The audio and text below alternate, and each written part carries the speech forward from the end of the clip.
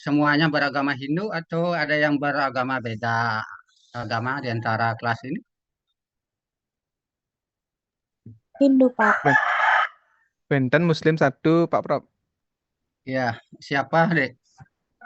Eh, Nurul Hakiki, Pak Prof. Nurul Hakiki namanya Pak Prof. Hadirkah hari ini?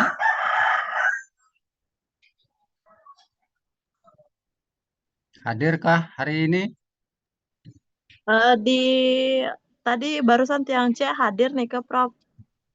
Halo, Mbak Nurul. Monitor Mbak Nurul, apa kabar? Halo Mbak Nurul, gimana kabar sore ini? Mana Mbak Nurul? Kok tidak ada ya? Ini ada Pak, Misri ya, Misri, ada Misri. Misri yang Nggih, beragama Hindu, Misri. izin Pak Prof.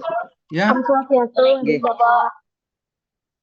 oh Pak Nurul ya, bukan Mbak nggih, ya. nggih, izin Prof. Tadi habis sholat asar Prof. Oh iya, biasanya kalau saya punya kenalan Nurul itu perempuan gitu ya, ini laki-laki ya. Nggih, Jakti, Jakti. Nggih. Anda guru di mana atau kerja hotel kah? Tiang di SMK Pak Prof. Jadi Tiang SMK, jadi guru perhotelan. SMK mana? SMK Kertawisata Prof.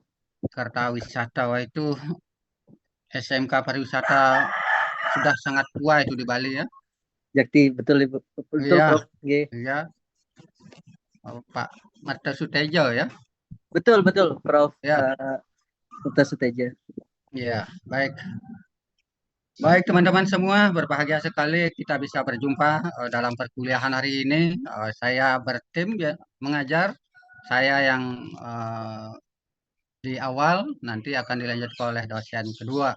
Jadi selama 8 kali pertemuan kita, maka 2 kali saya akan bicara, 2 kali pertemuan. Selanjutnya teman-teman yang akan berdiskusi. Sebelumnya, Korti saya ingatkan, selalu ingatkan absen ya, seperti Anda kuliah di S1. Korti hadir ya, Desi ya. Hadir, Pak Ya, Prof. gaya kuliahnya mirip seperti S1 yang Anda sudah berhadapan dengan saya.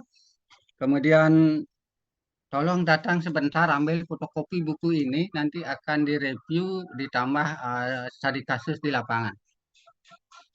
Ini akan ada dibagi-bagi nanti per subjudul. Ya, ini manajemen sustainable tourism.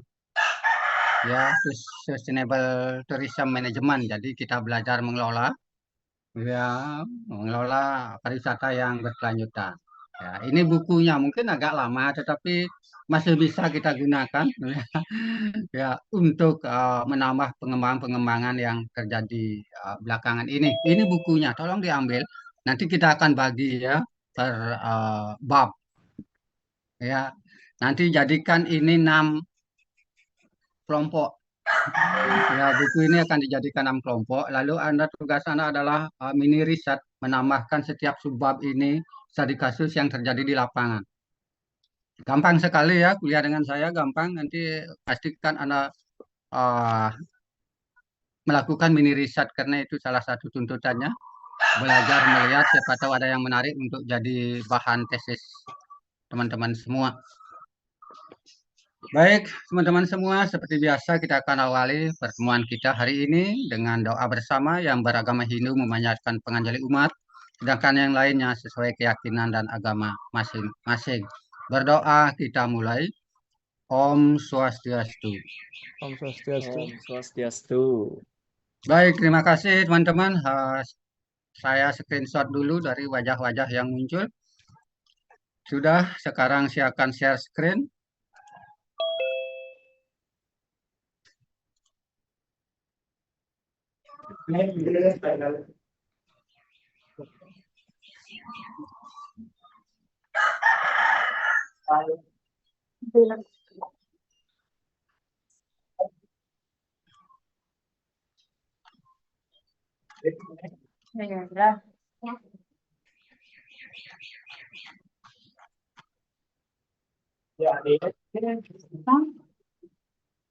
Baik, teman-teman, sudah muncul di layar. Sudah ya. Sampun Pak Prof. Sudah Pak Prof.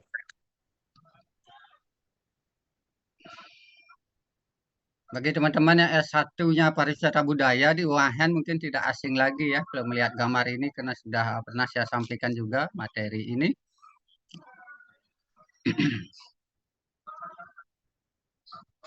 Dan ini salah satu identitas barangkali ya kalau Anda melihat gambar di slide 1 ini sebagai bagian dari salah satu pemahaman Anda tentang pariwisata yang berkelanjutan.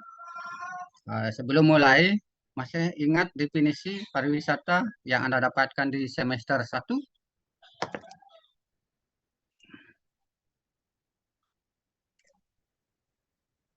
Pariwisata itu apa sih?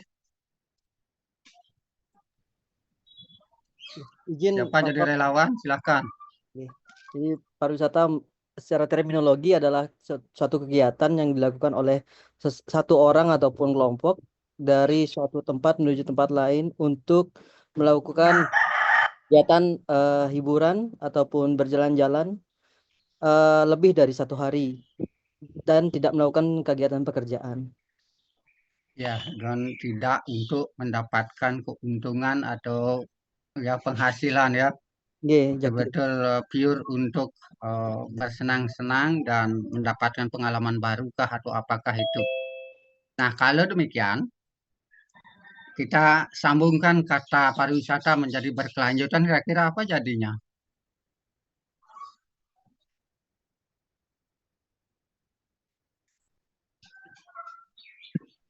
Apa jadinya ya? Kalau disambungkan? Untuk pariwisata berkelanjutan sendiri nih Kak adalah konsep pengelolaan pariwisata yang berdampak positif bagi lingkungan, sosial, budaya, dan ekonomi nih Kak Pak.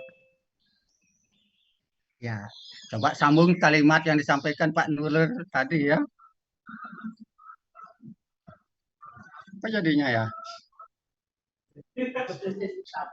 Ini kan belajar menyambung kata ya, menyambung kata sekarang.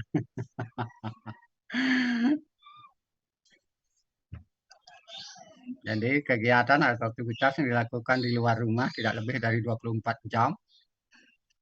Tidak untuk mendapatkan penghasilan. Nah sekarang lanjutkan dan jadi berkelanjutan itu kan ya berlanjut tidak berhenti sampai di situ kan gitu ya terus menerus kan gitu pemahamannya. Coba sambungan kalimat.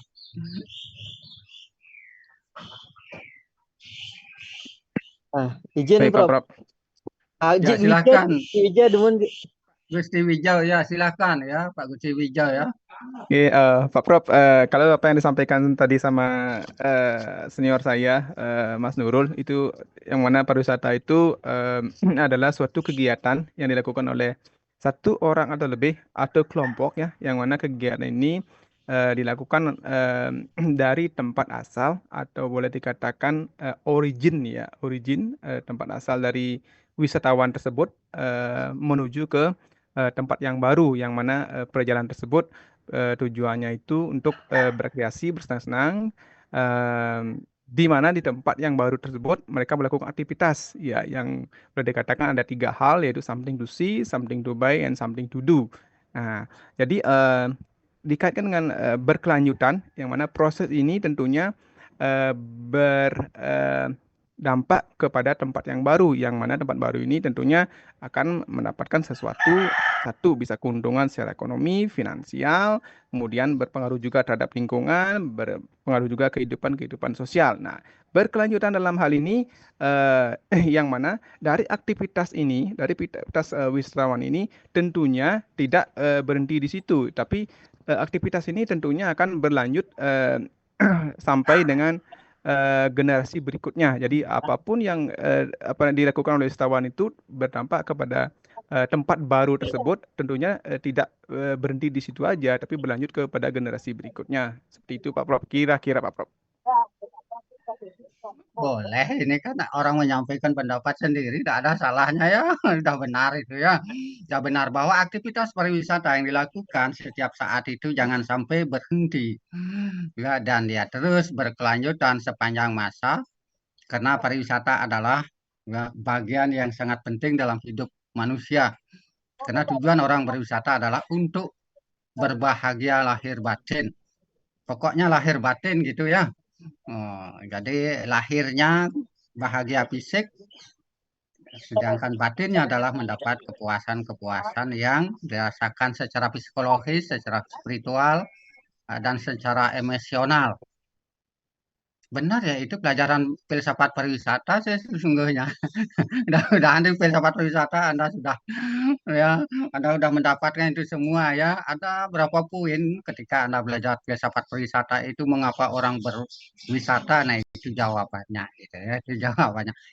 Nah, karena itulah pariwisata berkelanjutan ini mulai digagas ya, mulai digagas di era 60-an. Tetapi sebelum masuk ke sana, saya ingin mengajak Anda supaya tidak bingung ya ngapain UNAHN buka S1 pariwisata budaya dan S2 pariwisata budaya dan keagamaan ya begitu masih begitu namanya ya. Sudah ada perubahan deh. Ya mudah-mudahan masih rasanya gitu ya. Tapi yang beda agama tentu kata agama Hindu ini diganti dengan agama teman-teman ya. Mana teman-teman ya. Jadi pariwisata dan keagamaan. Jadi kalau ingin melihat sisi spiritual atau sisi wisata religi nanti silahkan ya supaya tidak membingungkan membahasnya. Yang jelas kita melihat pariwisata sekarang sebagai sebuah ilmu ya. Ilmu pariwisata ini baru-baru diakui ya, belum lama. Ya dulu D4 diploma pariwisata ya, D4 di UNUD itu. Ya, sehingga tamatannya adalah sarjana sains terapan ya. SST gitu ya, sarjana sains terapan. Karena saya kuliahnya S2 pariwisata itu ya belum ada S1. Ya belum ada S1 di tahun 2000. Jadi saya angkatan pertama di S2 pariwisata di UNUD. Sering diledek bahwa gimana caranya kuliah S2 pariwisata S1 saja tidak ada gitu. Nah, ini. Jadi teman-teman semua kita akan melihat bahwa pariwisata itu adalah sebagai sebuah ilmu. Maka ketika kita membuat definisi atau konsep itu ilmu pariwisata berkelanjutan adalah ilmu yang mempelajari ya budaya yang berkaitan dengan daerah tujuan wisata, daya tarik wisata, wisatawan dan pelayanan wisata yang bermanfaat. Ya, jadi pemahaman kita seperti ini gitu ya, budaya itu termasuk lingkungan gitu ya nanti ya, karena perilaku ya, cara kita hidup, pola hidup, termasuk juga tradisi-tradisi yang ada yang menjadi daya tarik wisata. Silakan saja teman-teman semua bisa membuat konsepnya sendiri-sendiri apa itu ilmu pariwisata berkelanjutan. Kemudian apa itu ilmu pariwisata budaya dan keagamaan. Ya silakan. Ini untuk menyamakan persepsi saja dulu supaya Anda tidak bertengkar nanti sesama teman ya ketika ada diskusi-diskusi. Silakan ya. Nanti PowerPoint-nya akan saya berikan kepada teman-teman mudah-mudahan menginspirasi. Karena apa yang saya sampaikan ini tentu belum sempurna karena itu hanya untuk kepentingan kelas ini ya, untuk kepentingan kuliah kita. Jangan di-share kemana-mana karena akan menimbulkan persepsi yang berbeda karena pemahamannya tidak sama nanti. Silahkan ya, nanti saya akan share tapi hanya untuk kepentingan kita, perkuliahan kita. Saya kira ini perlu dipahami terlebih dahulu sehingga kita paham, terutama teman-teman yang beragama Hindu. Dari dulu sering ada salah paham ya, kita memahami agama Hindu yang sering sekarang menimbulkan masalah juga ya dalam konteks perkembangan pariwisata di Bali saat ini khususnya. Sehingga perlu kita pahami, semoga Anda sudah sangat paham dengan dasar-dasar agama Hindunya dan ilmu agama Hindu, ilmu yang pelajari agama Hindu. Ini meliputi tatwa, susila, acara dan acara garis miring upacara ya, dulu disebut upacara. Sekarang acara ya, sesuai dengan kutipan kitab suci di Manau Dharma Sastra. Kalau upacara itu istilah di Bali, upa itu dekat artinya cara, artinya ya cara, metode. Ya, cara yang terdekat untuk beragama. Ya, upacara, upa itu dekat artinya. Ada buku judulnya Upa Desa atau dalam kegiatan ngabean ada kegiatan disebut dengan Upa Desa. Jadi mengundang saudara-saudara atau teman-teman yang uh, tinggalnya dekat dengan desa kita. Jadi upa itu dekat artinya ya. Jadi lakukan beragama itu dengan cara kita yang kita pahami, cara yang terdekat dengan diri kita, cara yang terdekat dengan lingkungan kita. Karena itulah agama Hindu itu sangat berbeda dibanding dengan agama lain.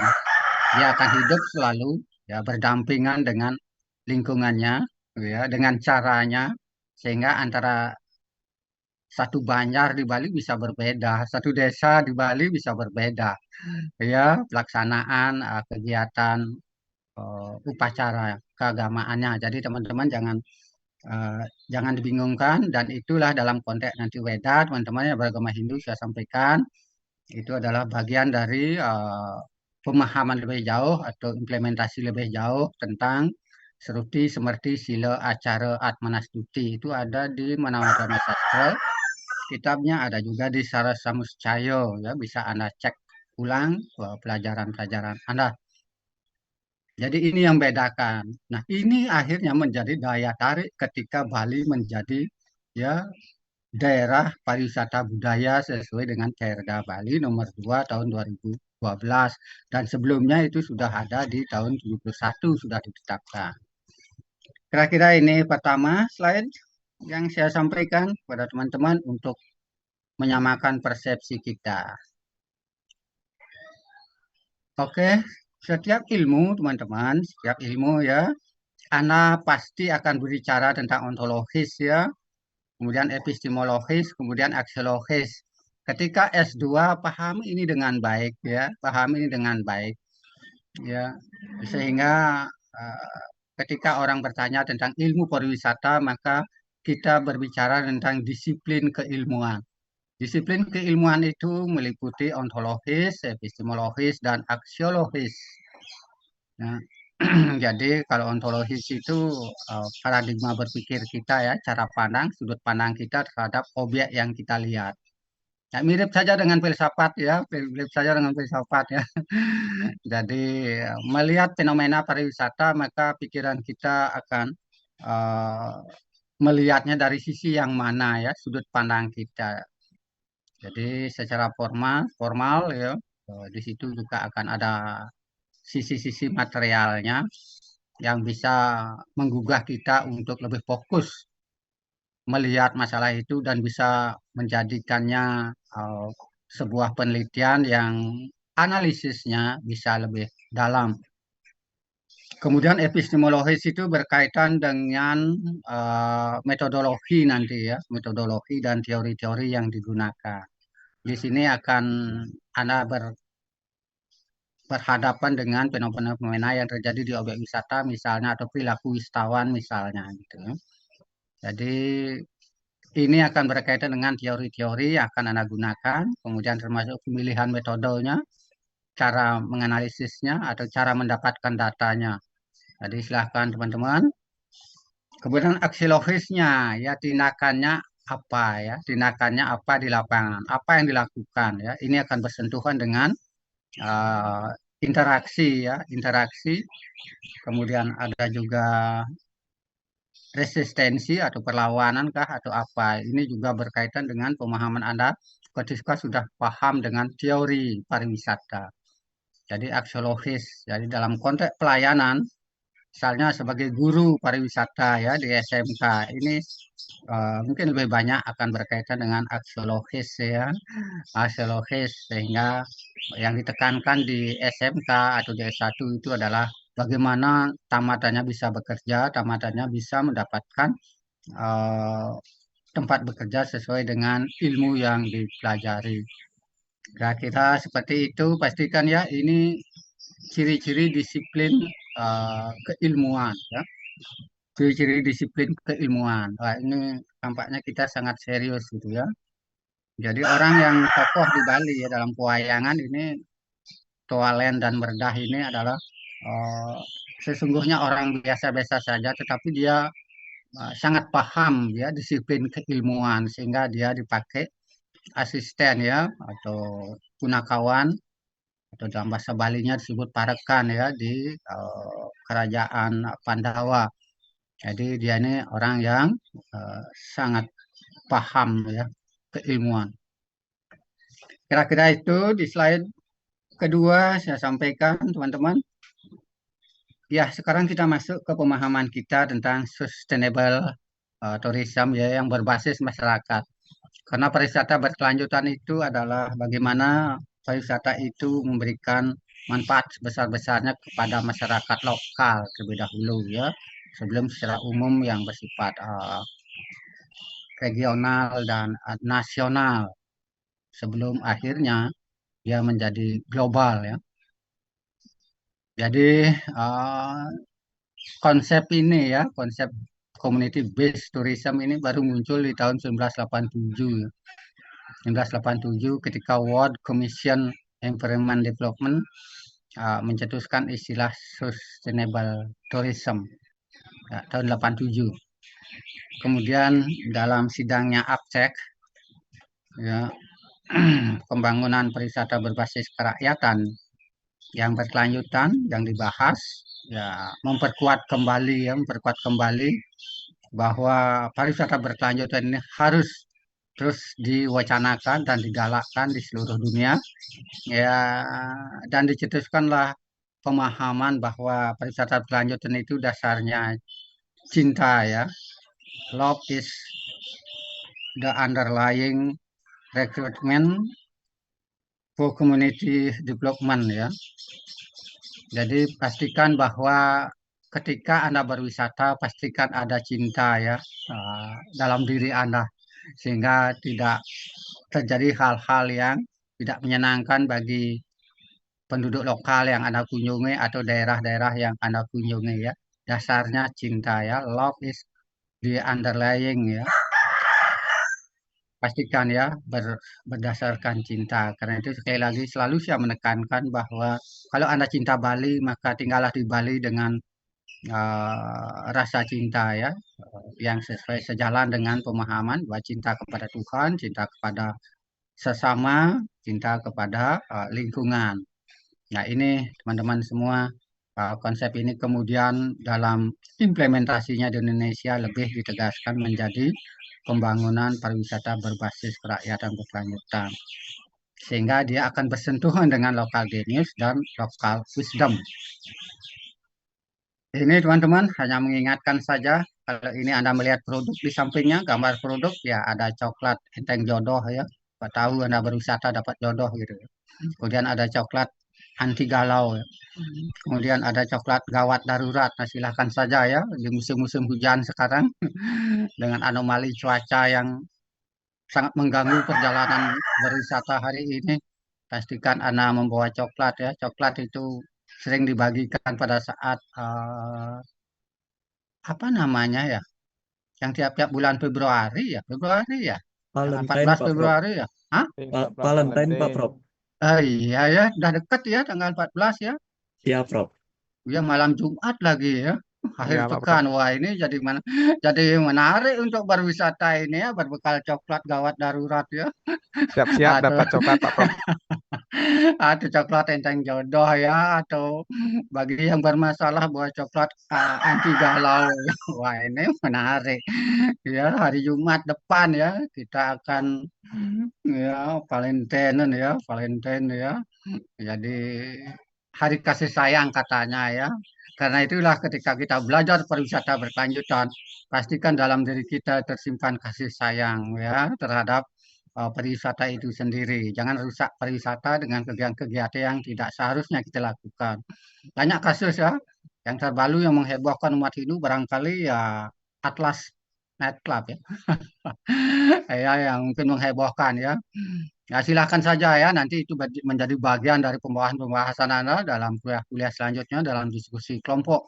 Silahkan, ya, silahkan. Baik, ini slide ketiga, sekarang slide keempat. Ya, saya masuk saja ya, saya sudah sebutkan tadi. bahwa kita harus cinta pada Tuhan, apapun ya istilah lokalnya silahkan dicintai, jangan digugat ya. Jangan sampai ada wisatawan India yang datang ke Golawah tampaknya itu. Kemana ya?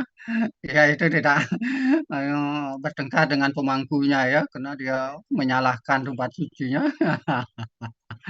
Ya silakan dicari-cari ya. Jadi pastikan ya, di Bali itu konsep seperti itu, karena pembangunan pariwisata budaya di Bali itu adalah landasannya Trihita Karana ya, sekali lagi teman-teman. Jadi pembangunan masyarakat berkelanjutan itu berbasis Trihita Karana, maksudnya adalah pembangunan pariwisata yang berbasis masyarakat lokal sesuai kepribadian bangsa Indonesia dan nilai-nilai luhur yang universal. Ya, untuk mewujudkan kehidupan masyarakat desa bangsa Indonesia yang berdaulat, mandiri, berkeadilan, sejahtera, maju, kukuh dengan kekuatan moral dan etikanya. Ya, kalau disambung sedikit, utuhnya NKRI, ya utuhnya NKRI, Negara Kesatuan Republik Indonesia yang berdasarkan Pancasila, Undang-Undang Dasar 45, berbineka tunggal ika. Ya. Kalau Anda tambahkan boleh, gitu ya. Kalau Anda tambahkan boleh. Ya. Bagi teman-teman yang beragama Hindu, ini nyanyian ini sangat penting ya ketika kita bicara pariwisata berkelanjutan. Nah, karena pariwisata budaya adalah pariwisata yang ya memanfaatkan atau mendayagunakan kebudayaan Bali yang dijiwai oleh nilai-nilai ajaran agama Hindu. Silahkan dinyanyikan ya sambil Anda jalan-jalan, silahkan nyanyian ini dinyanyikan sekali-sekali ya sebelum Anda menyanyikan lagu-lagu yang lain. Disebut kampungan tidak apa-apa ya, toh Anda berwisata mencari pengalaman baru ya jadi orang kampung gitu. Nah, jadi teman-teman semua, di slide ini uh, saya memberikan pemahaman ya, sering sekali kita berbicara tentang Trihita Karana, maksudnya kira-kira seperti ini. Anda silahkan nanti uh, perdebatkan ya, Anda sepaham atau tidak nanti dalam diskusi-diskusi kelompok ya, dalam diskusi-diskusi kelompok. Kita kuliahnya sampai jam berapa, teman-teman? Sampai jam 17.40 nih ke Prof. 17.40 ya. Baik. Ya, ini sekali lagi tadi sudah saya sampaikan ya, ini saya mengulang kembali yang jelas we love Bali, khususnya kalau kita tinggal di Bali ya. Kita cinta Bali ya. Ini salah satu gambar yang ada di sampingnya itu sekali lagi memberikan kita pemahaman bahwa bagaimana cinta kita terhadap kearifan-kearifan lokal atau lokal wisdom dan lokal genius yang ada di Bali ya. Sekali lagi ya, sekali lagi. Kita cinta Bali, kita cinta Indonesia, kita cinta dunia.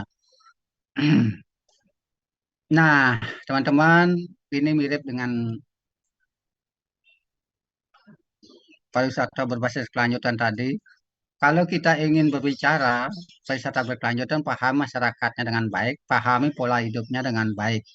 Ini contoh di Bali ya. Kalau Pak Nurul nanti ada dari luar Bali atau asalnya dari luar Bali, walaupun tinggal di Bali sekarang, silahkan melihat keadaan di desanya. Apakah ada seperti ini di Bali? Ini cara hidup ya, pola hidup sosial dalam sistem budaya masyarakat atau desa adat di Bali yang berlandaskan Trihita Karana. Jadi hal ini yang ada ya, dan ini semuanya bisa menjadi daya tarik wisata berkelanjutan. Terlebih sekarang ada pemahaman atau keinginan-keinginan semua desa ingin menjadi desa wisata. Ini kemarin saya sampaikan di Desa Manis Tutu ya, konsep ini juga saya isi nama desa itu Desa Wisata Manis Tutu. Ini di Jembrana ya, di ujung ya, di ujung utara agak berbukit-bukit. Karena kebetulan teman anak S3 Komunikasi melakukan pengabdian di sana untuk melihat sisi komunikasinya. Ini saya sampaikan Ibu Hari dengan pemahaman bahwa pariwisata atau desa wisata itu adalah bagian dari salah satu wujud pariwisata berkelanjutan yang berkembang di Bali saat ini. Ya, yang berkembang. Apa saja ada di desa itu kira-kira yang ada di sini, ya, yang menjadi sumbunya adalah ini. Sulinggih, Pemangku, Perjuru Desa, adat, desa dinas, pemerintah ini maksudnya desa dinas juga ya, desa dinas ya, pemerintah. Kemudian ada stakeholder pariwisata, dia akan berkelindahan di sini. Ya, mereka semuanya ya bisa memberikan keunggulannya, lokal wisdomnya. Dari sisi Paiketan Sarati, ini tukang Banten ya, membuat perlengkapan ritual. Ini bisa menjadi daya tarik ya. Kemudian Paiketan Santinya ya, seni suaranya, nyanyian-nyanyiannya bisa juga menjadi daya tarik. Ini kulinernya ya, Paiketan Belawo atau tukang ebatnya, tukang mebat ya, yang membuat berbagai jenis masakan tradisional. Kalau di desa lebih banyak untuk kepentingan ritual atau tradisi-tradisi dan budaya setempat. Sedangkan kalau di hotel ini sama dengan chef ya, koki ya. Jadi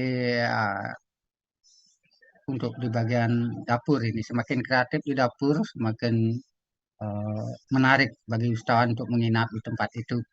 Kemudian ini seni ya, ini seni ini maksudnya ya entertain ya, entertainment, pertunjukan seni.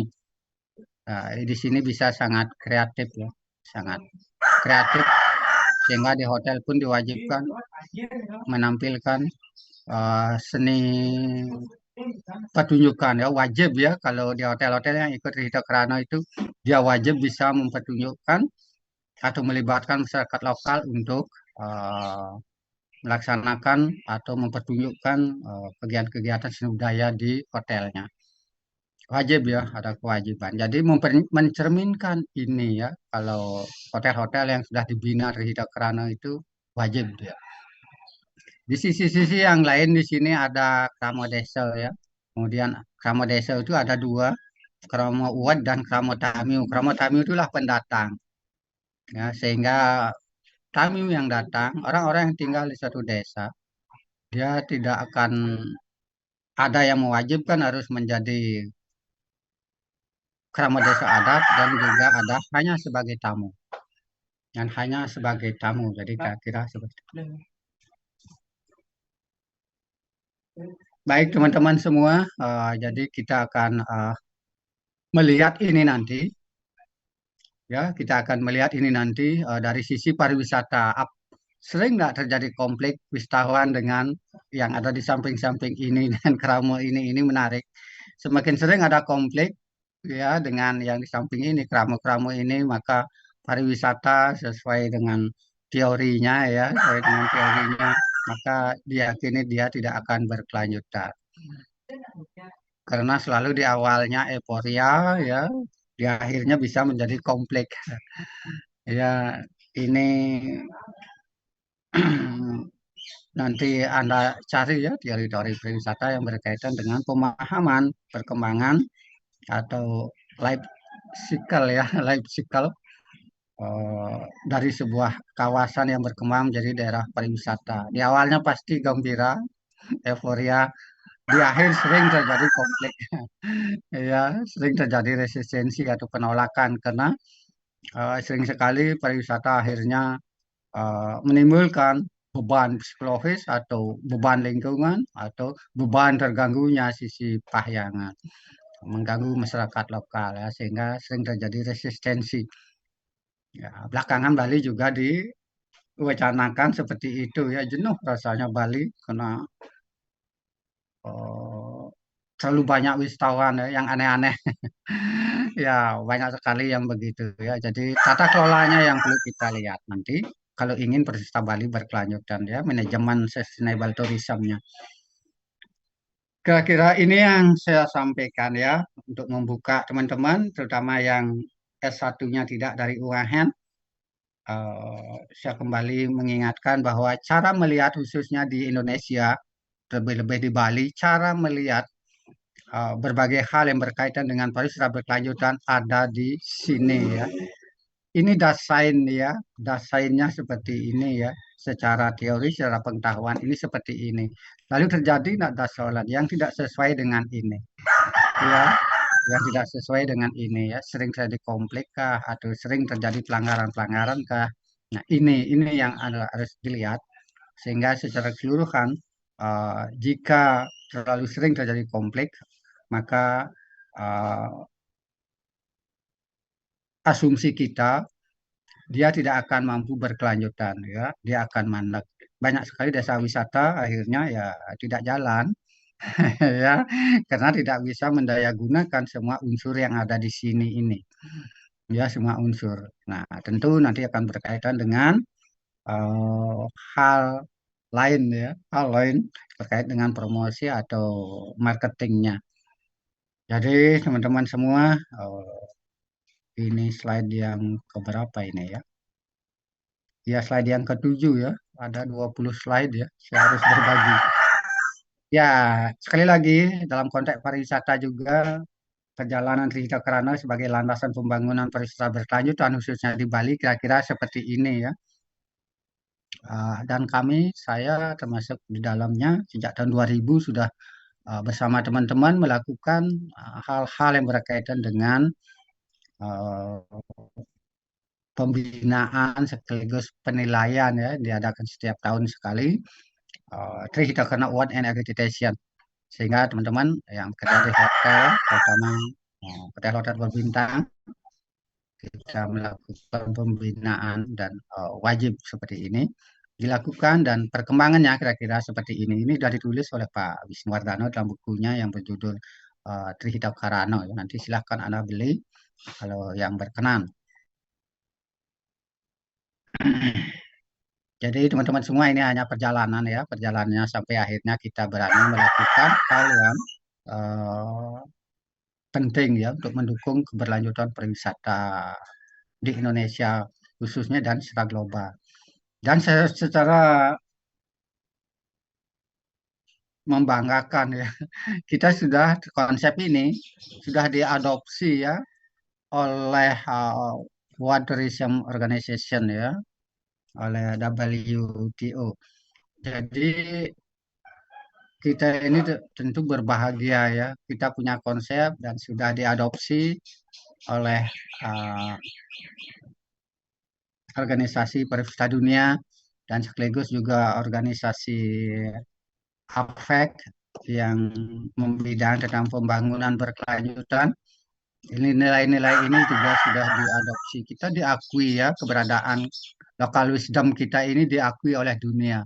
Ya, diakui oleh dunia sehingga Bali sering diistimewakan dan sering dijadikan tempat untuk pertemuan-pertemuan internasional. Jadi pilihannya sering sekali di Bali ya. Kalau diadakan di Bali sepertinya punya taksu kegiatannya. Jadi teman-teman sudah menyaksikan dari apa namanya G20 kemarin pada saat COVID itu berlangsung dengan baik di Bali ya. Orang lain heran ya. Orang lain heran ya.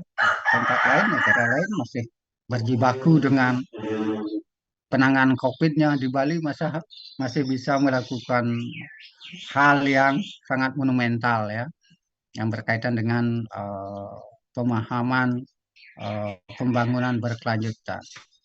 Jadi di Bali konsep ini lalu dijadikan konsep atau landasan pembangunan global yang berkelanjutan. Konsep ini ya, bahwa selalu kita kuat diri, yakin kepada Yang Maha Kuasa, kemudian selalu menghormati orang lain sehingga tidak ada pelanggaran-pelanggaran HAM di dunia. Lalu lingkungan ya, lingkungan ini berkembang pemahaman-pemahamannya menjadi bermacam-macam gitu, bermacam-macam bentuk kegiatannya, bentuk atau nama-nama yang muncul dari luar negeri. Silahkan saja nanti dicari-cari yang berkaitan dengan termasuk di dunia industri ya. Industri itu diwajibkan berkelanjutan, bermacam-macam istilahnya. Saya kira ini sangat penting dipahami. Kita berbangga bahwa Bali menjadi bagian dari perkembangan pariwisata dunia yang konsepnya berkelanjutan. Tentu ada hal-hal teknis yang harus dipahami belakangan ini yang terjadi. Nah, apa yang harus kita wujudkan ya dalam konteks berkelanjutan ini yang khususnya di Bali, ya kita kuatkan pembangunan Bali ini berlandaskan Trihita Karana khusus di Bali ya. Kalau daerah lain silahkan saja dengan membuat konsepnya sendiri. Ini visinya, kemudian misinya. Jadi kita selalu mendorong atau bekerjasama melakukan hal-hal yang eh, satu langkah, ya, satu langkah yang sama, mendorong pemerintah, swasta, dan masyarakat untuk mewujudkan kualitas kehidupan yang religius dan berdaya guna. Kemudian juga mendorong pemerintah, swasta, dan masyarakat mewujudkan kehidupan bermasyarakat yang harmonis, menjunjung tinggi nilai-nilai sosial budaya. Kemudian mendorong pemerintah juga kita hidup harmonis, bersih, sehat, lestari, dan indah. Wah, ini dalam konteks pariwisata ya. Ya, sehingga kegiatan apa ya, pembatasan perjalanan saat COVID itu di Bali ini sukses kemarin ya. Apa namanya istilah itu ya? Saya lupa ya. Apa namanya kemarin itu? Pembatasan perjalanan kegiatan masyarakat di luar rumah itu? PP PPM ya apa ya? PPKM, Pak Prof. Iya, ya silakan ya dicari diingat-ingat ya. Saya sudah menulis bukunya karena pada saat COVID itu saya penelitiannya di hotel-hotel di Denpasar ya.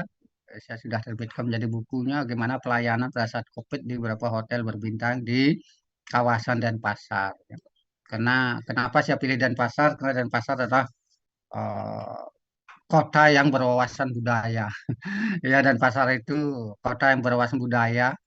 Eh, Motonya dia adalah desa dalam kota, kota dalam desa. Ya, kalau Denpasar itu pasti begitu.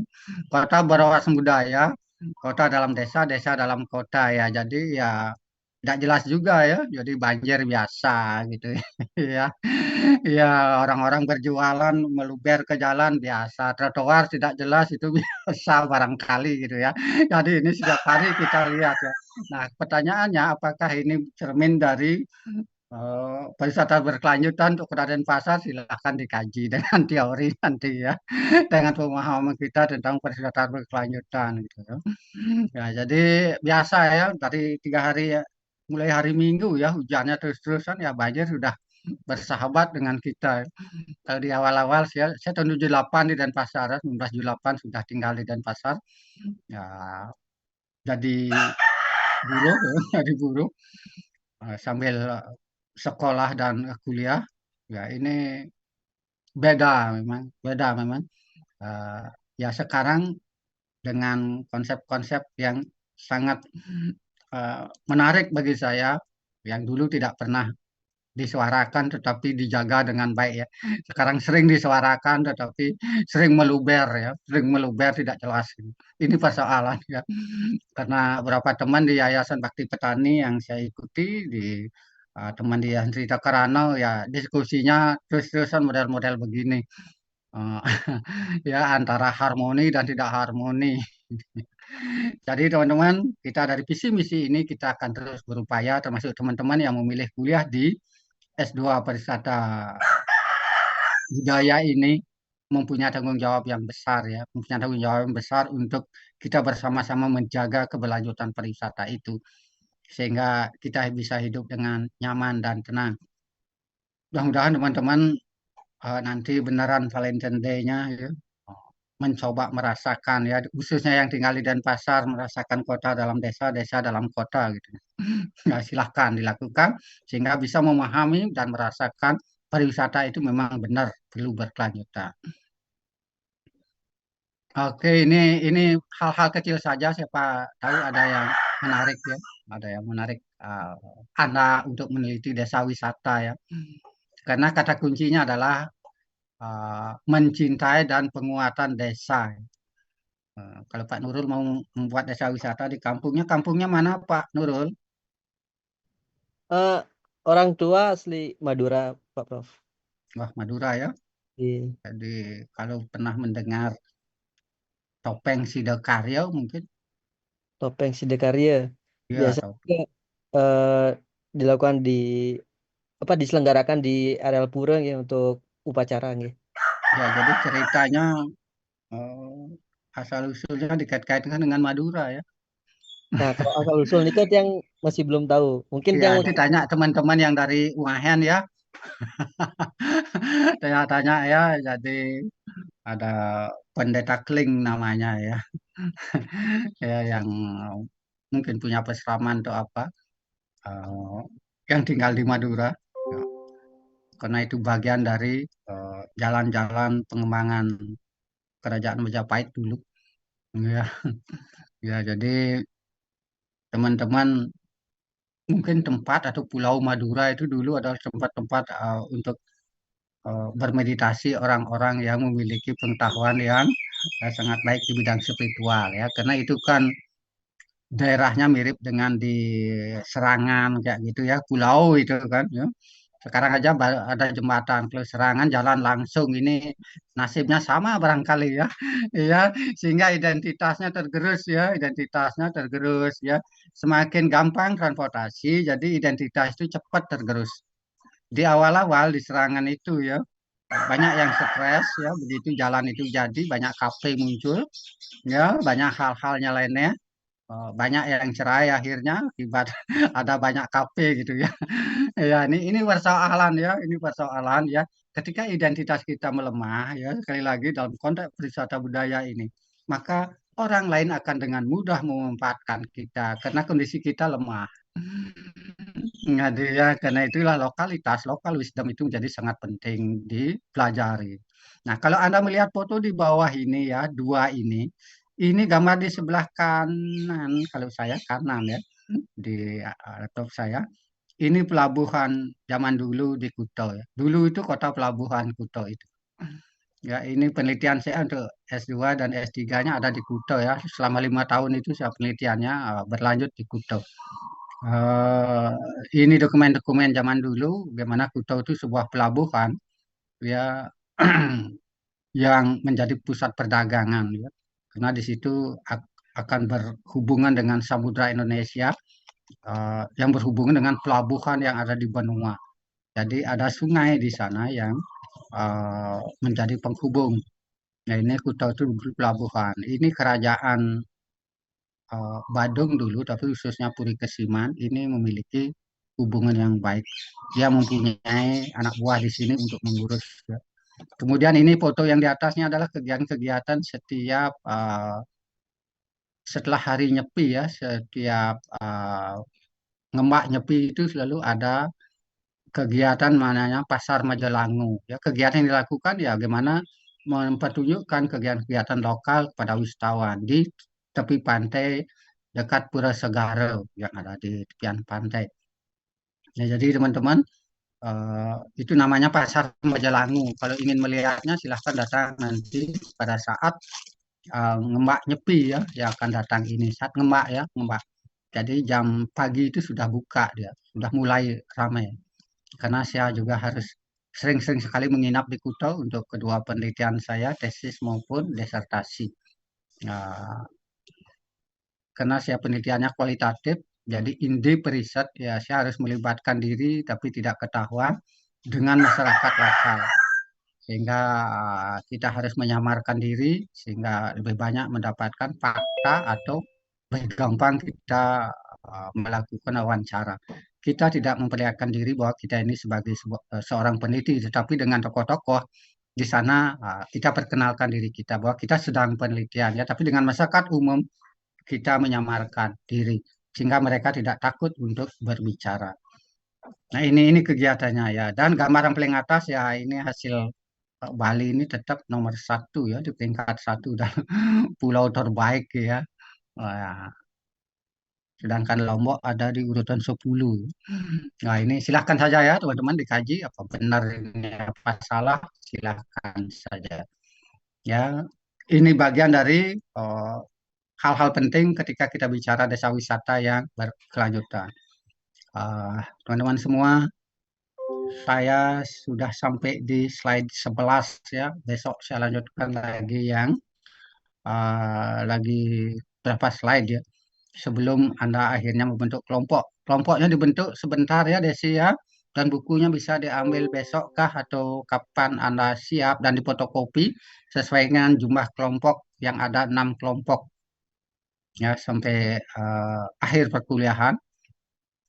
Teman-teman, saya ingatkan sejak awal, pertama tugas Anda adalah mini riset ke lapangan dengan panduan buku yang saya berikan, melihat studi kasusnya, itu bagian dari tugas tengah semester UTS nanti. Sedangkan tugas yang terakhir dalam konteks saya mengajar adalah Anda membuat sebuah tulisan ilmiah berbentuk artikel untuk jurnal pariwisata. Membuat satu artikel, pertama tentu ada judul, nama penulis, kemudian ada pendahuluan, nomor dua selanjutnya adalah pembahasan, kemudian kesimpulan, latar pustaka. Bisa ditambahkan rekomendasi pada penulisan kesimpulan. Ya, gampang ya, gampang. Nanti kalau tidak ada itu PowerPoint Anda hasil mini riset, kemudian tulisan artikel terakhir untuk siapa tahu bisa saya kirim ke jurnal ya untuk menjadi bagian dari proses pembelajaran kita. Saya kira itu di awal saya sampaikan. Sekarang waktu kita masih banyak ya sampai jam 17.40 ya. Kita berdiskusi eh, di antara kita. Bukan hanya saya yang harus menjawab, tetapi bisa teman-teman yang lain untuk memberikan tanggapan dan memberikan pemahaman dari pertanyaan-pertanyaan yang muncul. Saya kira teman-teman kuliah S2 ya, nanti kuliah S3 lebih gampang lagi. Ya, jadi tetap semangat dan sehat selalu. Pastikan Anda belajarnya dengan senang hati ya, dengan bahagia. Ya, nah, dengan bahagia. Karena pariwisata selalu membahagiakan hati dan membahagiakan orang lain. Ya, nah, itu pastikan jangan Anda terlalu mahal untuk tersenyum ya. Ya, dan jangan terlalu mudah untuk berkerut keningnya gitu. Itu pariwisata ya. Ya, jadi teman-teman semua silakan ya. Kita berdiskusi, silakan ada yang bertanya. Izin Pak Prof, untuk tugas pertama itu adalah pembuatan mini riset terjun ke lapangan. Apakah nanti juga harus dihasilkan sebuah mini teori dalam mini riset tersebut? Nanti itu muncul di artikel jurnalnya. Oh, Kalau nggih. ingin dikembangkan menjadi artikel jurnal ya. Kalau Nggih, diskusi ya presentasi. nggih. Ya, kalau mini risetnya dipresentasikan dengan kelompok.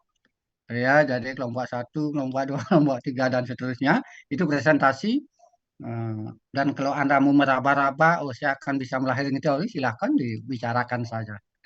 Ya, karena teori itu adalah set konsep pemikiran ya yang bisa digunakan untuk membantu menganalisis ya fenomena-fenomena atau masalah-masalah yang dihadapi. Ya, tidak menyelesaikan masalah ya, hanya membantu ya, hanya membantu menyelesaikan barangkali kalau bisa diselesaikan, kalau tidak ya tidak. Ini set konsep pemikiran saja ya, konsep-konsep yang kita gagas, yang kita pikirkan. Eh, Kapan dia akan menjadi teori? Dia akan menjadi teori kalau dia bisa beneran untuk menyelesaikan masalah dan sering-sering dikutip oleh ya para akademisi. Kalau tidak dikutip ya ini diragukan gitu biasanya. Makanya sering-sering menulis agar dikutip-kutip pemikirannya jadi teori gitu.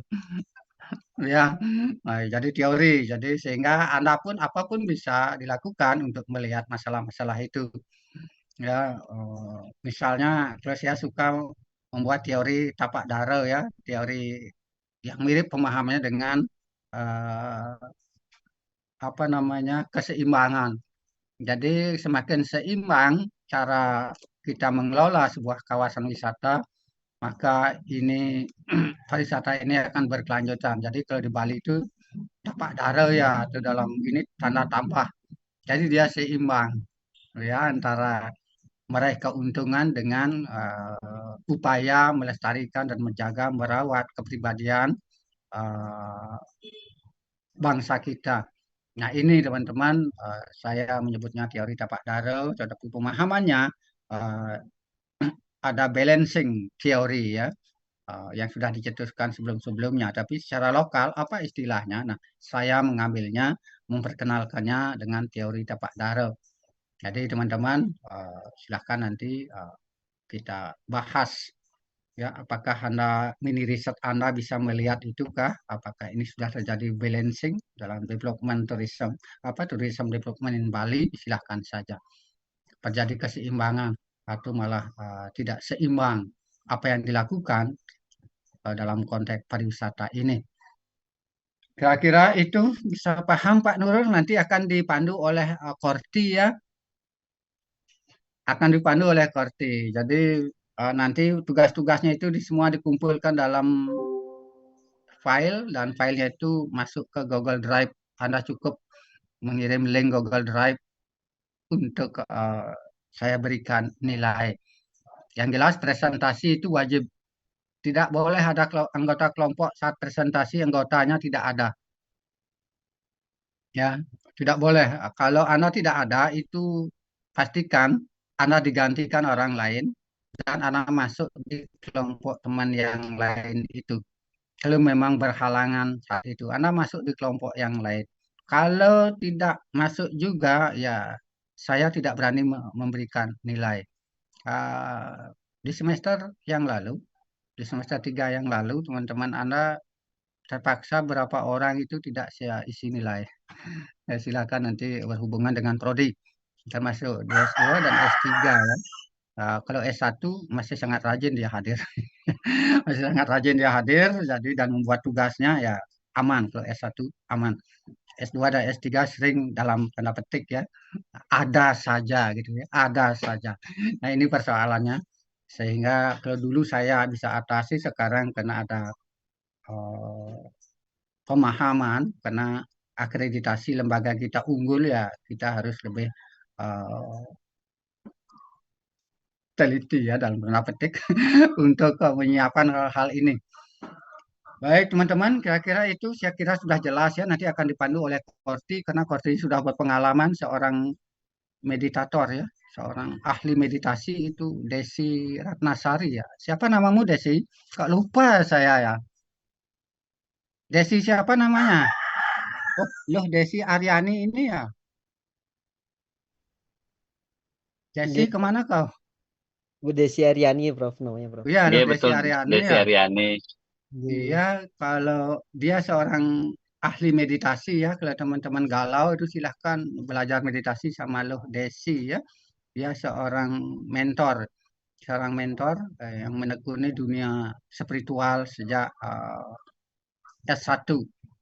Jadi dia ahlinya dan silahkan konsultasi dengan dia kalau teman-teman ingin melihat bahwa bagaimana perkembangan healing sekarang ya, meditasi ini menjadi sangat penting ya, healing dalam konteks pariwisata. Jadi ada paket yang dijual, paket healing ini yang sangat banyak penggemarnya. Ya, sangat banyak penggemarnya. Banyak orang stres pariwisata yang memilih paket ini dan mahal. Dan mahal. Ada beberapa teman saya akhirnya mereka berhenti bekerja di tempatnya bekerja lalu bergabung dengan grup itu menjadi mentornya, ya memberikan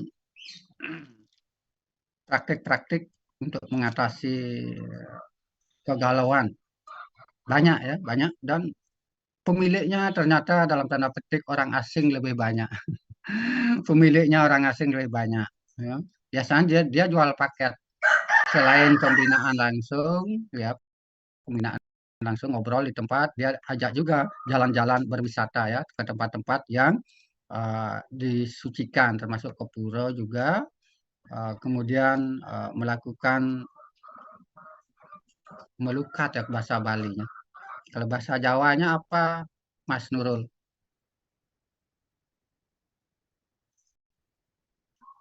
Apa namanya yang memakai air, ritual memakai air? Aduh, kurang tahu, Prof. Ya, ini kan dilakukan di Senang sering ya, dilakukan di Senang gitu ya.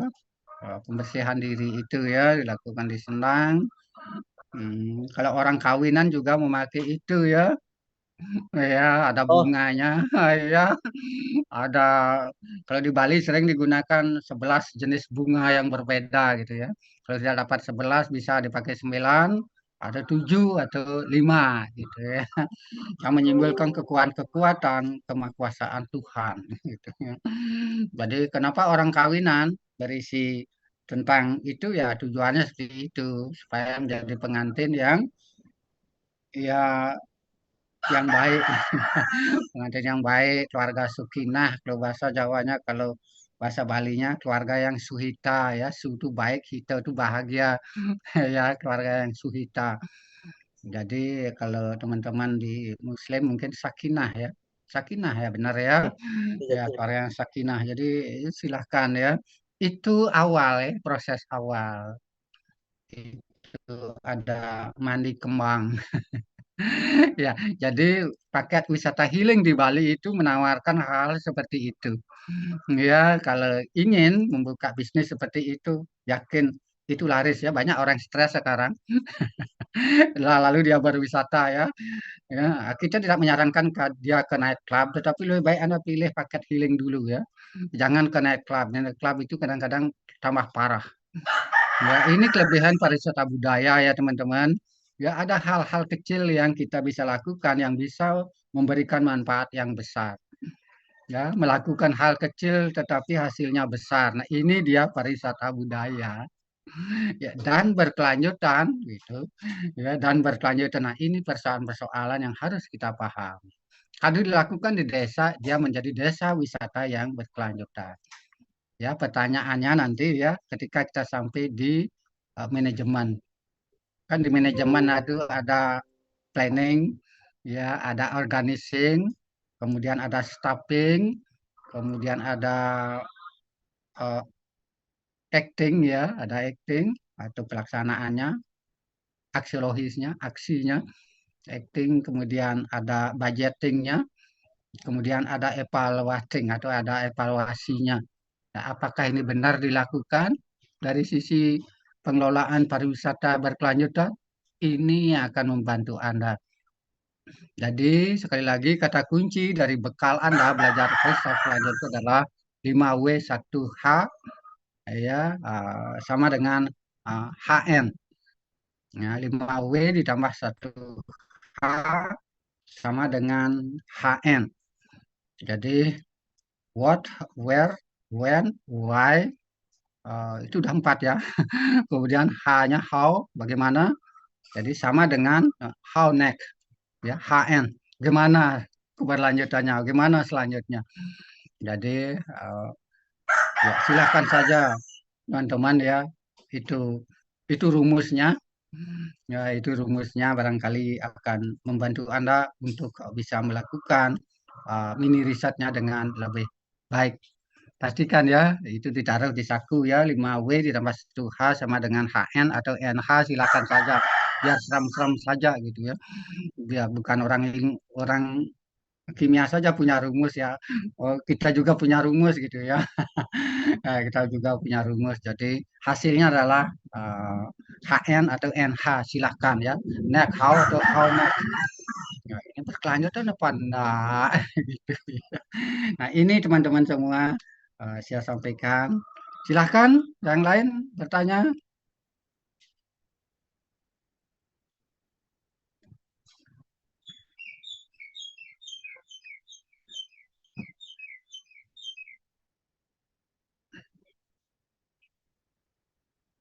Silahkan teman-teman. Ya, ini gambar saya ada tarian di tepian pantai.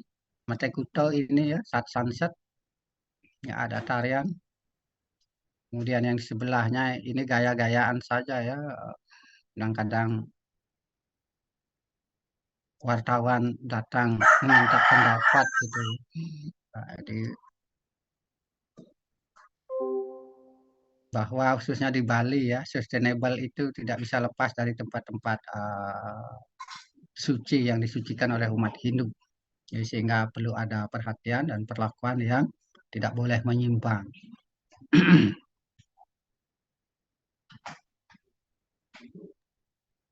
Pak Prof, yang bertanya, Nike di acara Napi Pak Prof, yang diwawancara Nike Pak Prof.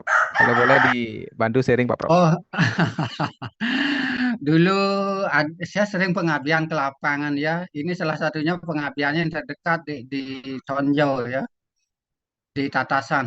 Tatasan Kelot di Puro Mospait. Ya Puro Mospait itu adalah bagian dari yang sudah dijadikan apa namanya, Dek? Apa namanya ya, yang tempat-tempat suci yang menjadi diambil alih oleh uh,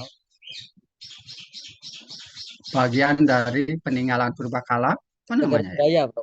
Iya, cagar budaya. Puro Mospait di Jalan Ratna di sebelah selatan kampus Jalan Ratna. Ya, kenapa saya lakukan agar kampus kita lebih dikenal terdekat dulu oleh masyarakat lokal gitu ya. Ya, karena cita-citanya ingin membuat Desa Tonjol ini, kawasan Anda ini menjadi desa wisata. Kemarin juga saya diundang dan bertemu dengan anggota DPD Pak Ida Bagus Rayu Mantro.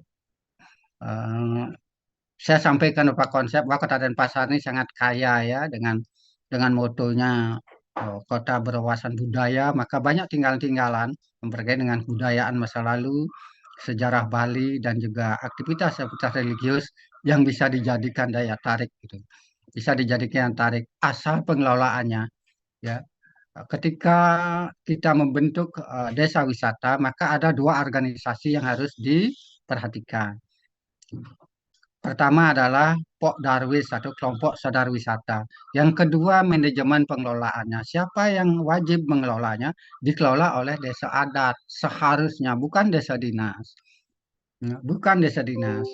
Karena desa dinas dia berkaitan dengan koordinasi saja. Tapi Pok Darwisnya ada di sana. Kelompok sadar wisatanya. Karena yang mengeluarkan izin ya sebuah kawasan bisa menjadi kawasan daya tarik wisata adalah pemerintah, maka dia akan ditangani oleh kelompok sadar wisata itu.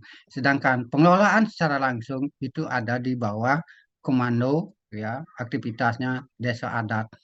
Sehingga nanti pembagian keuangannya, keuntungannya, budgetingnya bisa 60% untuk pengelola, 40 untuk pemerintah. Bisa begitu. Bahkan kalau di Taman Ayun kemarin 75% untuk pengelola, hanya 25% untuk pemerintah. Ya, teman-teman, jadi seperti itu. Kita harus berani ya.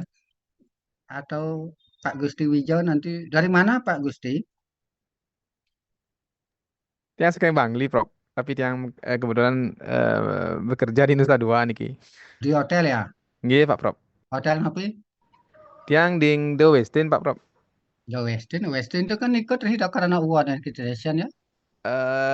Kita ikutnya Ring Grim Globe, Pak Prof. Green Globe Globe, jadu. Globe Certificate nggih, certification nggih. Udah. Ya, dulu Westin itu malah kan menyumbang tarian rasanya gitu ya. Nggih, nggih, Prof. Ya, Nggih. dulu ya. Tolonglah kita kita muliakan, kita jaga bersama ya di karena ini jangan sampai hilang gitu ya.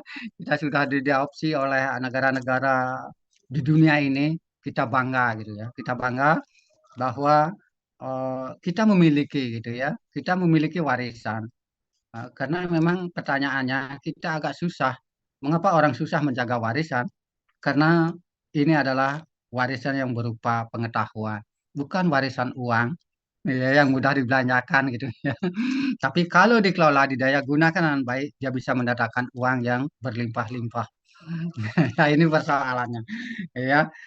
Ini identitas ya. Sekali lagi ketika orang datang ke Indonesia, maka budaya bangsanya adalah identitas yang harus dijaga dan diperkenalkan, didaya gunakan untuk kebaikan-kebaikan bersama, untuk kebahagiaan semua orang. Jadi kira-kira seperti itu, karena tugas saya juga kadang-kadang melakukan pembinaan hotel-hotel, sering diundang untuk Dharma Wacana ya pada saat hari-hari raya atau hari-hari feodalan ya. Di hotel juga wajib melakukan feodalan di pura hotelnya. Mudah-mudahan di Westin hal itu tetap dilakukan ya. Mudah-mudahan di Westin tetap dilakukan. Jadi teman-teman yang bekerja di hotel, pastikan ya kita menjaga apa yang kita punya sebagai warisan budaya kita yang kita jadikan daya tarik wisata. Kira-kira seperti itu ya yang saya sampaikan. Silahkan teman-teman yang lain kalau ada.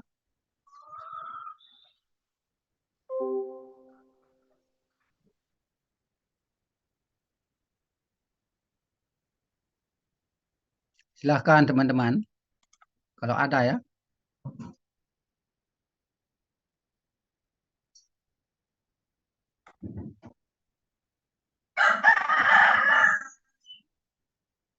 Santai saja ya, santai saja. Boleh apapun boleh ditanyakan ya, apapun boleh ditanyakan.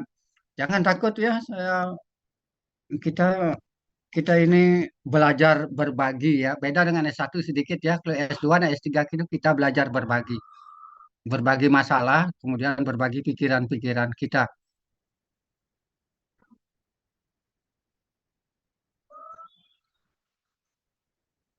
Anda ingin kuliah luring ya, tatap muka langsung ya.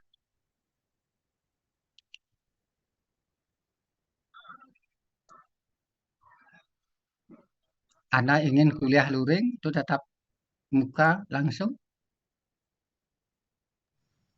tapi syaratnya harus wajib datang 100%. Tidak ada yang tidak. Ya, karena saya sering tertipu juga.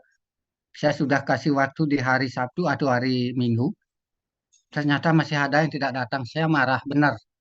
Ya, ini saya dikerjain gitu ya. Ini teman-teman semua, eh, dalam konteks hal-hal ini saya janjikan waktu saya bisa, kalau ingin luring sekali ya, kalau ingin luring sekali pilih yang tidak mengganggu jam kerja teman-teman. Bisa di hari Sabtu, bisa juga di hari Minggu. Jadi tinggal koordinasi saja di pasca sarjana. Bilang saya gitu ya, bilang saya untuk mengajar. Ya. Saya biasanya begitu teman-teman semua untuk S2 dan S3. eh, Cara saya mungkin lebih banyak daring, tapi wajib juga sekali kita hadir untuk luring. Dan jika berhalangan hadir di hari-hari kerja, saya meluangkan waktu pindah ke hari Sabtu atau hari Minggu sesuai dengan waktu luang teman-teman sambil berwisata teman-teman ke kota dan pasar. Ya. Silahkan, silahkan Pak Wayan Madia. Siapa yang mau komen? Ini Pak Prof, Iya, perkenalkan Pak Madiarto Prof. ya, SPD. Ya, silakan. Pak Prof Ampura yang nyimak kantor di Margi Ampura yang Wayan Madiarto Prof tadi menyimak materi dokter tentang Prof tentang wisata berkelanjutan gitu. Nah, menarik sekali nih karena yang lihat apa namanya pariwisata di Bali mungkin arahnya sulit ke arah berkelanjutan nih ke Prof. Nah, Bali udah hampir ke identitasnya gitu. Kemudian semua porsinya kepada apa namanya keuntungan pribadi. Kemudian dia udah kehilangan adat budayanya. Kemudian apa namanya tata ruang Bali disesuaikan sekali dengan kebutuhan daripada pariwisata. Contohnya kalau di daerah Canggu saya lihat sekarang dan sekitarnya Rawon itu sudah pembangunan pun Pak saya lihat pakem Bali ya. Jadi dulu ada ukir-ukiran Bali, ada ciri khasnya gitu. Makin sudah tidak ada. Kebanyakan yang kusen melengkung itu yang banyak sekarang Pak di Canggu. Kusen melengkung itu arahnya ke Spanyol. Jadi semua mengarah kepada ke sana. Apa namanya? Dari arsitektur atau gaya-gaya seni apa namanya usahanya itu seperti itu, nggak ada penertiban dari pemerintah kita, dari Pemda. Mungkin kalau seandainya apa namanya Pemda menertibkan bagi yang membuat usaha terutama di pinggir jalan, mungkin harus ornamennya tidak boleh ke barat-baratan biar nggak Bali niki ke barat ke birit istilahnya, kehilangan daripada tasnya gitu Pak. Nah di tugas kita bersama sih yang lihat niki berat sekali ke depannya untuk mempertahankan eksistensi pariwisata kita niki biar bisa sustainability-nya terjamin gitu Pak. Nah, contohnya seperti DTW ya, yang di pegunungan dari Jatiluwih masih bagus, dia punya aturan dari UNESCO, jadi dia tidak boleh begini, tidak boleh begitu. Kemudian apa namanya aturan itu kalau orang Bali dibuat aturan, tapi yang jelas aturan itu jelas dan ada penanggung jawabnya, kayaknya mereka mau gitu. Tetapi kalau udah perseorangan, ada investor datang, apalagi rambutnya bule, bawa dolar, Pak, orang kita sudah kacau. Angkul-angkulnya udah kelihatan, yang kelihatan Spanyol, kemudian ininya ya celana dalam gaya mereka yang untuk pantai begitu udah berawut lah gitu Pak. Sedangkan saya lihat mungkin tujuan destinasi kita pariwisata kita ke Bali, orang luar itu bukan melihat itu, dia ingin melihat masih alam kita yang original, bagaimana social life kita yang asli gitu Pak. Nah niki dah tiang rasa cuma mengajukan pendapat Banten karena masih konsentrasi di Margi. Eten Pak Prof. Terus teman-teman yang lain semua Pak Prof. Baik Pak Wayan kerjanya di mana ini? Di tiang punya yayasan Pak, sarang lembaga pendidikan di PKBM nih ke di Mengui yang punya 2 lembaga, PKBM Beli Luhur dan PKBM Putra Pinate yang menampung anak-anak yang putus sekolah Pak ya Pak. Oh ya. Nah, Ya mudah-mudahan bisa belajar ya. Mudah-mudahan saya bisa belajar dengan Pak Wayan Madiarto nanti ya tentang sangat begitu, yayasan Pak Prof. yang ini, pendidikan ini ya. Iya, Pak Karena Prof, pendidikan masyarakat Pak Prof. ya baik Pak Wayan ya, jadi ini persoalan-persoalan kita bersama. Sekali lagi perdanya sudah ada ya. Perdanya sudah ada bahwa bagaimana setiap investor yang masuk ke Bali khususnya ke Indonesia, dia harus wajib ya, diwajibkan untuk mempertahankan arsitektur tradisional masyarakat lokalnya. Itu ada perdanya ya, tolong dicek nanti kalau ingin melihat tentang arsitektur dalam konteks pariwisata di Indonesia, silahkan ya, ada perdanya. Selain juga apa yang secara umum tersirat di Undang-Undang Kepariwisataan, kemudian Perda Bali yang saya sebutkan tadi nomor 2 tahun 2012 dan peraturan gubernur yang terbaru nomor 20 ya tahun dan nomor 18 apa nomor 4 apa nomor 5 ya saya lupa. Nanti silahkan dicek, itu diwajibkan, memang diwajibkan. Jadi izin itu akan keluar kalau ada kesanggupan dari investor untuk membuat arsitekturnya berisikan dia mengikuti langgam atau apa namanya astokosalinya lokal Bali, khususnya di Bali. Jadi sehingga dia akan berbicara tentang triangle ya atau trimandala. Ya, ini persoalan juga kita ke depan ya, termasuk penataan lingkungannya. Kan sudah ada berapa persen ruang terbuka hijaunya dari sebuah bangunan. Ini kan sudah ada ya, tapi sering sekali dilupakan ya. Yang lahir sekarang adalah banyak sekali mini ya apa namanya arsitektur mini yang pokoknya ya. Tapi Jadi Pak, masalah kita adalah bahwa terjadi pergeseran pemahaman eh, form by PAN ya, bentuk hanya untuk bersenang-senang, kemudian mereka sekarang beralih ke pragmatis jadi form by function. Sehingga yang dilupakan adalah form by meaning. Jadi bentuk makna dari bentuk itu apa itu dilupakan sekarang ya. Ada makna-makna yang memberikan pengaruh secara psikologis itu dilupakan. Dan beneran pariwisata berkelanjutan di Bali dalam tanda petik sedang tidak baik-baik saja atau memprihatinkan bagi kita untuk kita segera melakukan hal-hal kecil ya. Dan usaha Pak Wayan membuat sebuah yayasan yang non komersial atau tidak mencari keuntungan, ini tentu menjadi bagian yang sangat penting ya. Nanti tambahkan pemahaman tentang pariwisata di dalamnya, pariwisata budaya.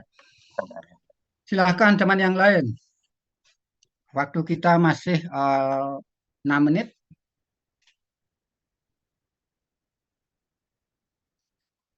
Korti, Anda sudah paham apa yang saya sampaikan?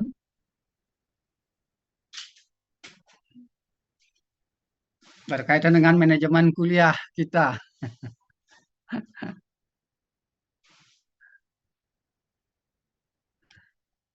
Bisa ya? Sepertinya HP Korti masih nge-lag, Pak. Ya mungkin terganggu angin ribut ya. Kecepatan angin rata-rata dari kemarin ini 40 km per jam ya. Mudah-mudahan hari ini sudah turun dan cuaca mulai cerah di Denpasar, di lingkungan saya, di tempat saya ini ada matahari bersinar ya. Mudah-mudahan besok teman-teman semua dalam kearifan lokal Bali atau lokal wisdom dalam konteks keagamaan Hindu di Bali disebut dengan Hari Pagar Wesi. Jadi ada libur fakultatif ya, libur hanya khusus untuk di Bali.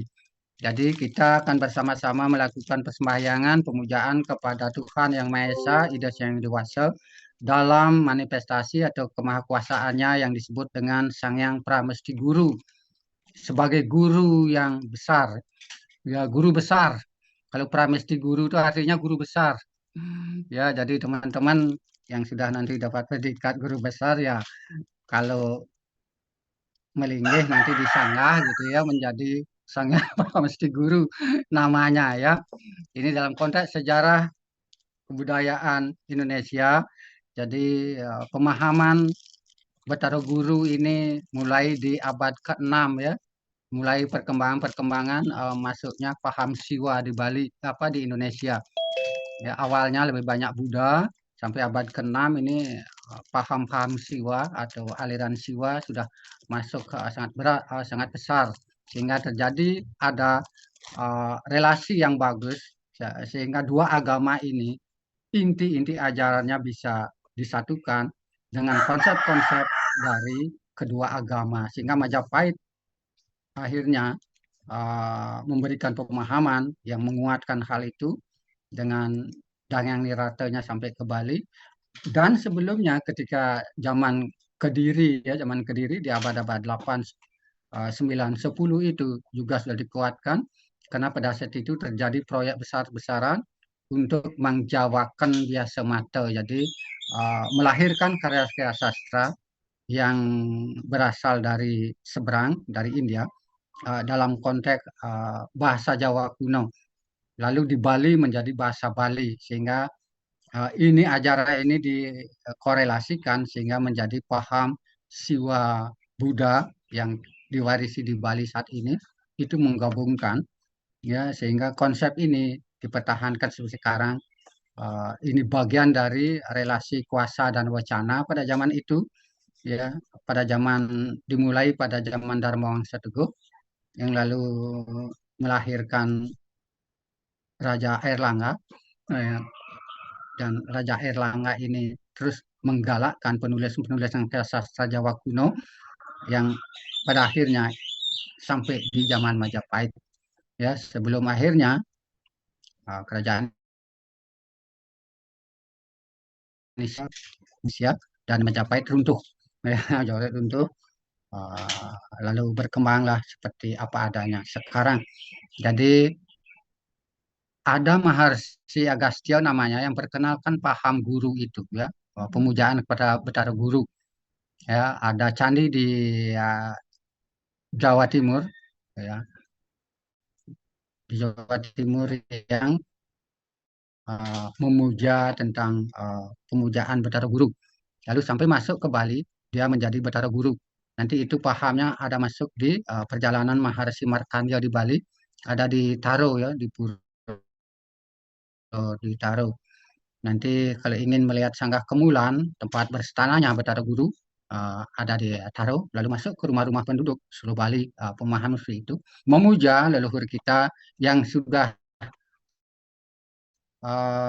kita upacarai lewat upacara Pitrayatnya, lalu distanakan sebagai Betara Guru. Ya, ketika dia memberikan pelajaran kepada seluruh anggota keluarga, anak-anaknya, kepada seluruh keluarganya yang masih hidup di dunia ini, dia mendapat gelar Guru Sang Yang Pramesti Guru. Dan begitulah Tuhan, ya, begitulah Tuhan Yang Maha Esa, dia menjadi guru semesta raya, menjadi guru kita semua. Pramesti Guru ya, nanti cek kamus Jawa kuno ya, Pramesti Guru itu artinya guru besar.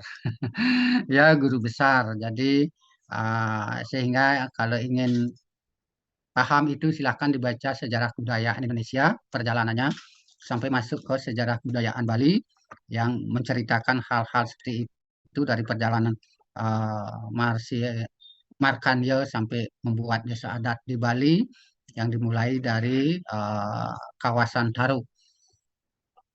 Baik, teman-teman, itu yang saya sampaikan. Besok pastikan yang beragama Hindu melakukan persembahyangan memuja Betara Guru di Sanggah masing-masing di depan hadapan Sanggah Kemulan.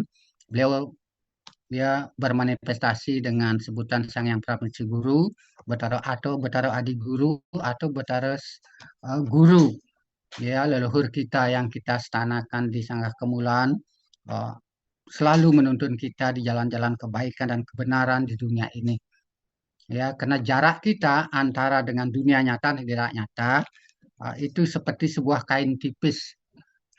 Ahlatan kelir, bukan mau bilang dalam kekawin Arjuna Wiwaha. Mudah-mudahan teman-teman suka membaca kekawin itu ya. Saya suka sekali membacanya ya.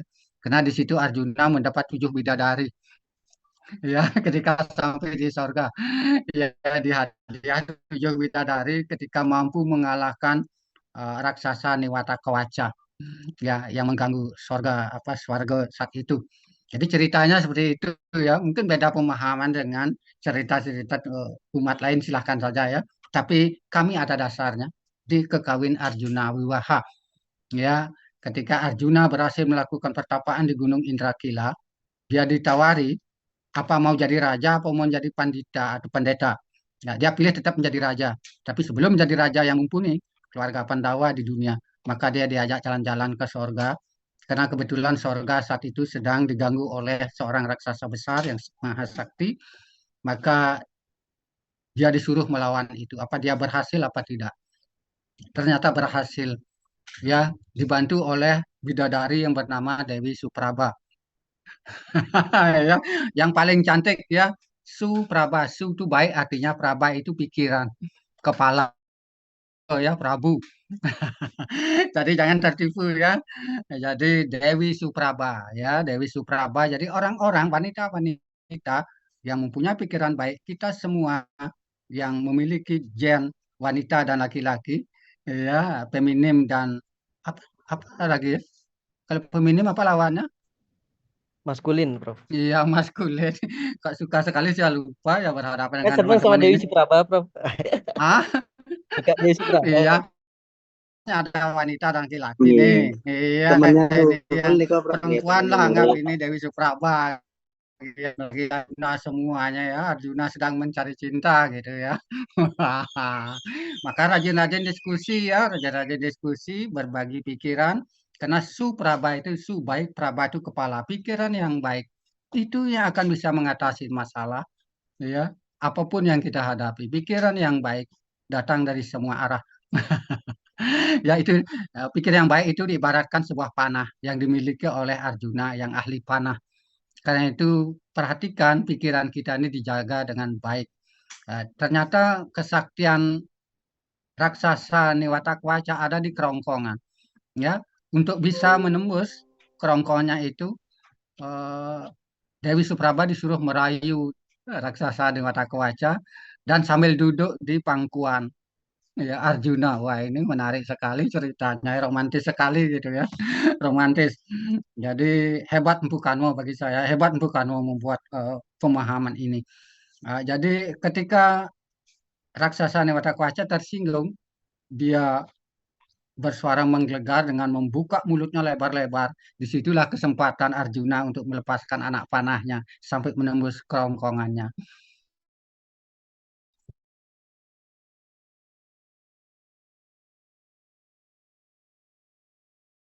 Ya, artis dangdut yang bagus atau artis apapun, JKT48 ya, ya pasti selalu ya selalu dia ini menjaga kerongkongannya dengan minum air yang bagus, dengan beberapa ramuan sehingga kerongkongan terbuka.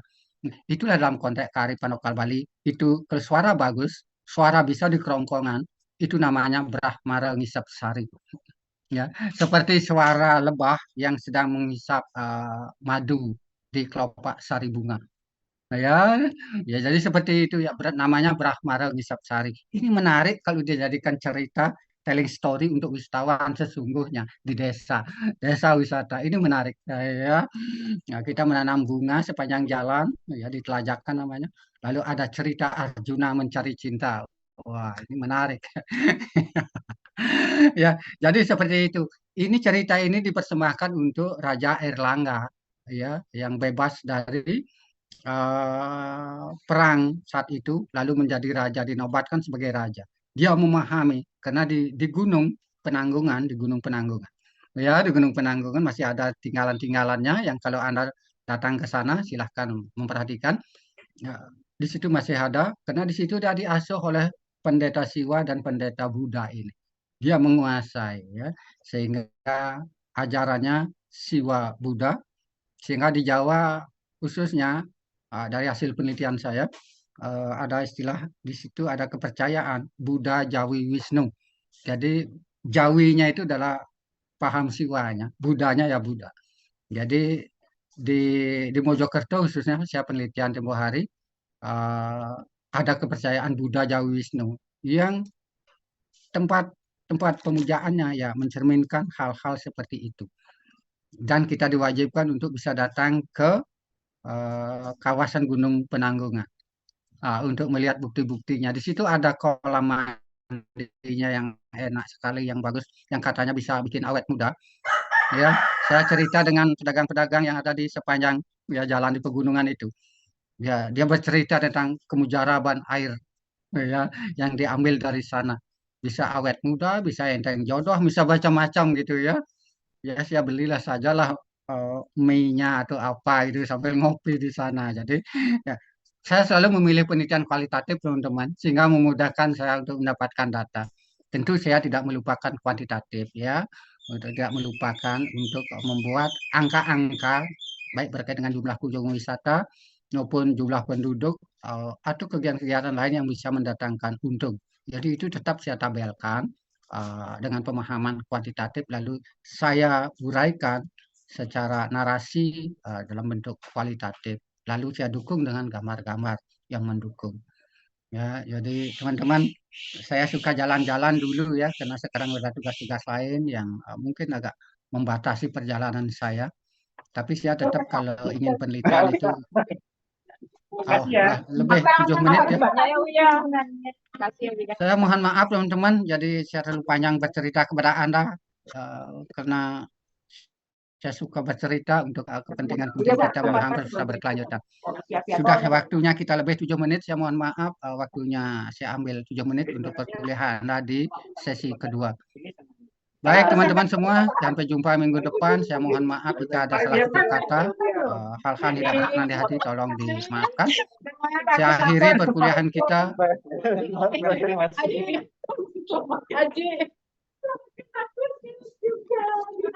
Siapa yang on? Siapa yang on ininya? Pak Sudirgo ya? Siapa yang on? Tolong di off dulu sebelum kita berdoa mengakhiri perkuliahan.